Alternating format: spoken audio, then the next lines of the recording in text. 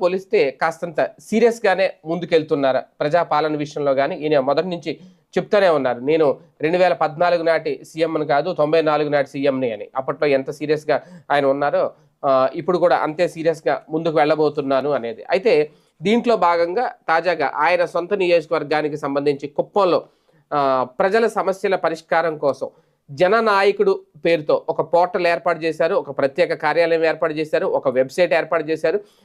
నేరుగా ప్రజల సమస్యలను పరిష్కరించే విధంగా కొన్ని కీలక నిర్ణయాలు కూడా తీసుకున్నారు. ఇందులో భాగంగానే ఒక 6 ప్రత్యేక అధికారులను ఏర్పాటు చేశారు. ఒక్కొక్క అధికారికి 6 విభాగాలను అప్పచెప్పారు. అలాగే పార్టీ పరంగా సాల్వ్ చేసే సమస్యలను పార్టీ నుంచి, ప్రభుత్వ పరంగా పరిష్కరించే సమస్యలను ప్రభుత్వం నుంచి ఇమీడియట్గా పరిష్కరించేలాగా ఒక వేదికనైతే ఏర్పాటు చేశారు. నిజంగా ఇది ఈ విధి విధానాలు అంటే కుప్పం నియోజకవర్గంలో కాదు, అన్ని నియోజకవర్గాల్లో ఇలాంటివి పెడితే